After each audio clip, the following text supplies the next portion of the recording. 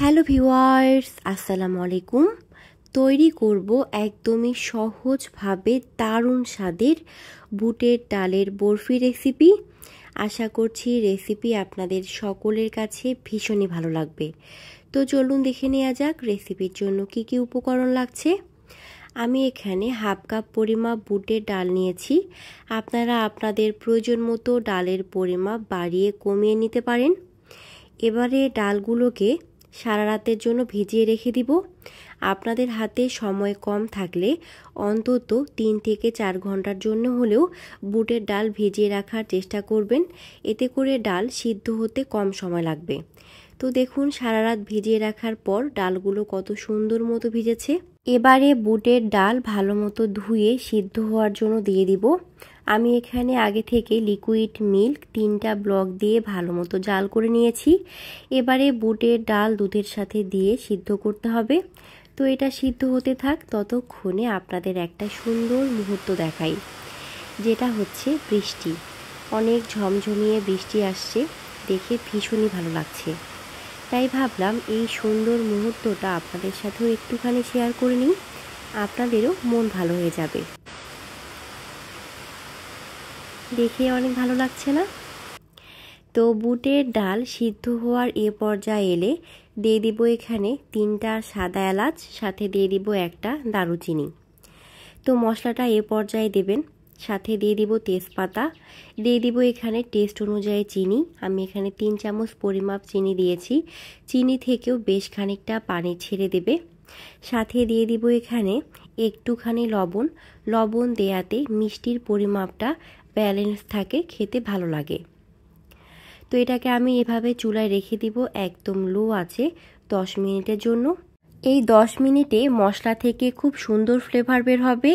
একদম সিদ্ধ হওয়ার শুরুতে মশলা দিলে মশলার ফ্লেভারটা বেশ কড়া হয়ে যেত, খেতে খুব একটা ভালো লাগতো না। সাথে এ পর্যায়ে চিনি দেয়াতে চিনি থেকেও বেশ খানিকটা পানি ছেড়ে দিয়েছে, যেটা এই 10 মিনিটেই বেশ ভালো মতো টেনে নেবে। তো এই প্রতিটা স্টেপ ফলো করবেন, তো আপনারা একদম পারফেক্ট খুব সুন্দর মতো বরফি পেয়ে যাবেন। আশা করছি প্রতিটা টিপস আপনাদের অনেকটাই কাজে আসবে। তো এটা সিদ্ধ হওয়ার যখন এ পর্যায়ে আসবে, এটাকে নামিয়ে নিতে হবে। ঠান্ডা হয়ে এলে বুটের ডালটা এই যে পরিমাপ লিকুইড মিল্ক আছে এটাকে আরও টেনে নেবে। তো দেখুন একদম টেনে নিয়েছে। তো এ পর্যায়ে ঠান্ডা হয়ে এলে মশলাগুলোকে তুলে ব্লেন্ডারে স্মুথ করে ব্লেন্ড করতে হবে। তো আমি এখানে কড়াইতে দিয়েছি সাদা তেল বা সয়াবিন তেল, সাথে দিয়ে দিলাম 1 চামচ পরিমাপ ঘি। আপনারা চাইলে এটা শুধু ঘি দিয়েও করে নিতে পারেন। তো আমি এখানে সয়াবিন তেল এবং ঘি মিক্সড করে নিয়েছি। সাথে দিয়ে দিলাম ব্লেন্ড করে রাখা বুটের ডাল।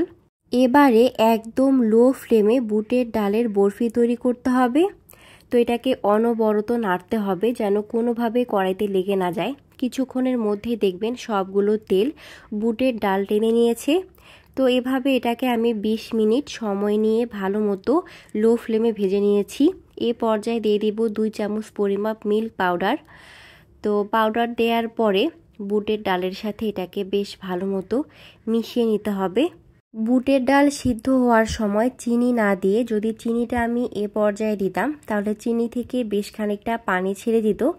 তো পানি না শুকিয়ে যাওয়া পর্যন্ত বুটের ডাল ভাজতেও কিন্তু বেশ খানিকটা সময় লাগতো।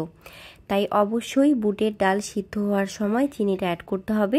আমি ঠিক যে পর্যায়ে চিনিটা অ্যাড করেছি, মিল্ক পাউডারের সাথে ভালো মতো মিক্সড করে এটাকে আরও 10 মিনিট ভালো মতো ভেজে নিয়েছি।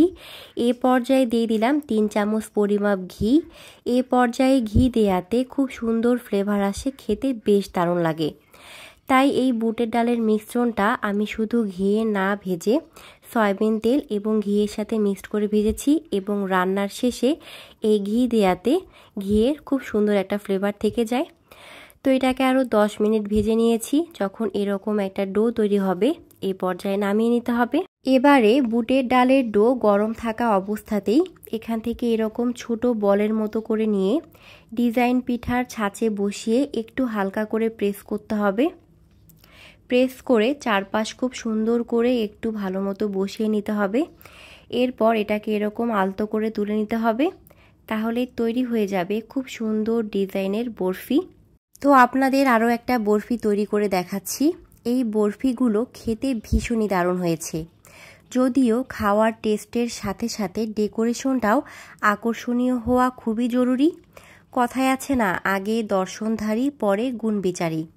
তাই এই সুস্বাদু বরফিগুলোকে খুব সুন্দর মতো সাজিয়ে তুলতেই আমি পিঠার ছাঁচগুলোকে ব্যবহার করেছি।